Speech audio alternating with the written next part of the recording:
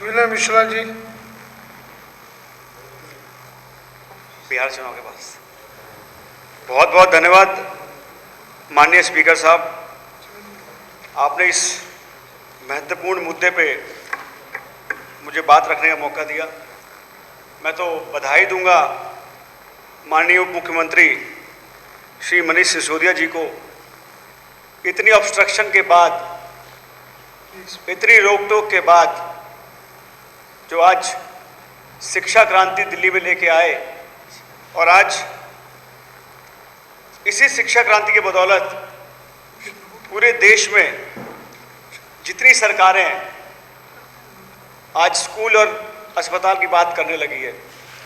इससे पहले किसी के मैनिफेस्टो में, चुनाव मैनिफेस्टो में स्कूल की बात नहीं होती थी, विकास की बात नहीं होती थी।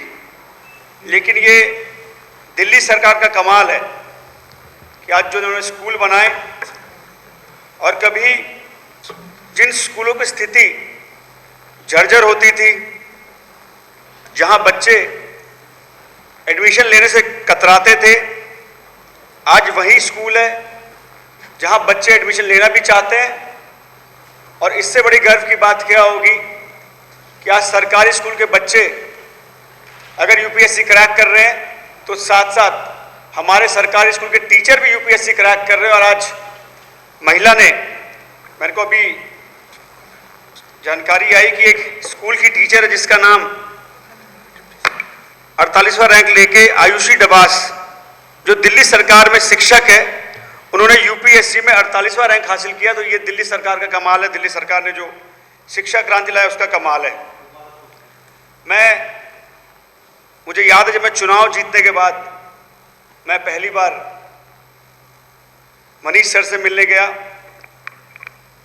तो उन्होंने एक बात कही कि हमने जो शिक्षा पे काम किया है, हमारा जो सेकेंडरी एजुकेशन है उस पर हमने काफ़ी काम किया और लगता है कि वो टेक ऑफ कर रहा है और उसका रिजल्ट भी हमें देखने को मिला। फिर उन्होंने बात की कि अब हम लोगों को टेक्निकल एजुकेशन और हायर एजुकेशन पे बात करनी चाहिए, उस पर काम करना चाहिए। तो मुझे एक विश्वास जैसे नौजवान को जगता है, क्योंकि मैं भी एक नौजवान हूँ, तो मुझे बड़ा विश्वास दिखा उनकी आंखों में। उसके कुछ दिन बाद दिल्ली स्कूल के रिजल्ट आए। इतिहास में पहली बार ऐसा हुआ 70 साल के इतिहास में कि सरकारी स्कूल के, दिल्ली से के सरकारी स्कूल के 98% रिजल्ट, सरकारी स्कूल के बच्चे 98% बच्चे 12वीं और 10वीं में पास हुए। और जैसे रिजल्ट आया उसके अगले दिन देखता हूं कि जो डायरेक्टर थे एजुकेशन के, जिनको इनाम मिलना चाहिए था, उनको इनाम ना देके दिल्ली से सीधा अंडमान फेंक दिया। तो जो अफसर अच्छा काम करे उसको केंद्र सरकार ने सीधा सीधा मैसेज दे दिया, उसको इशारा कर दिया बाकी अफसरों को उनके माध्यम से कि अगर तुम यहाँ पे ठीक से काम करोगे, ईमानदारी से काम करोगे, तो तुम्हारी जगह यहाँ पे नहीं है, तुम्हारे को दूर दराज कहीं क्षेत्र में फेंक दिया जाएगा। मैंने भी एक डाटा देखा, क्योंकि बहुत महत्वपूर्ण मुद्दा है ये, तो मेरे पास भी डाटा है, तो मैंने भी देखा। मुझे हैरानी है कि मात्र 4 साल में 18 से 21, 3 साल में जो हायर एजुकेशन डिपार्टमेंट है उनके प्रिंसिपल सेक्रेटरी 5 बदले जा चुके हैं।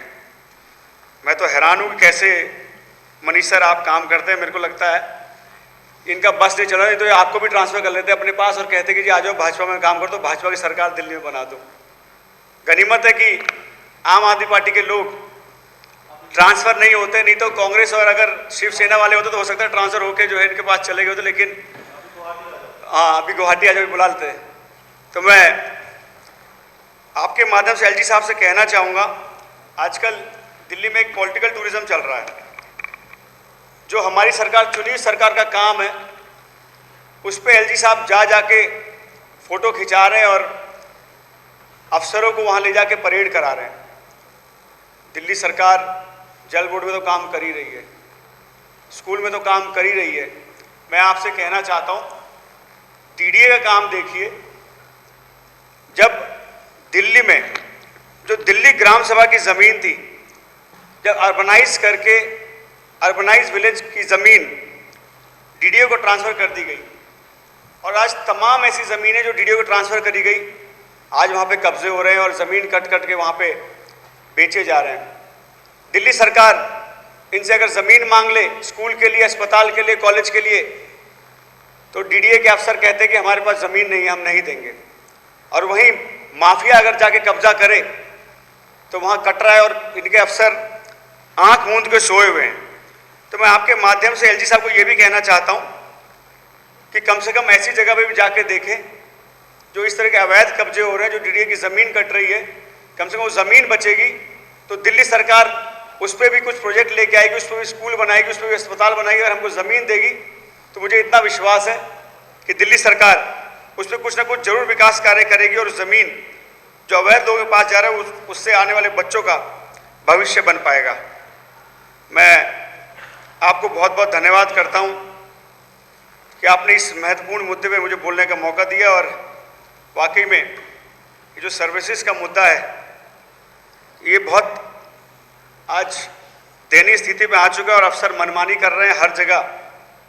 आज लूट खसोट चल रही है और इनको पता है कि इनको एलजी साहब पूरा संरक्षण दे रहे हैं। तो मैं एलजी साहब से भी कहूँगा कि इनको संरक्षण ना दे और ईमानदार लोगों को दिल्ली में लाए और दिल्ली की सरकार को ईमानदारी से काम करने दें। बहुत बहुत धन्यवाद।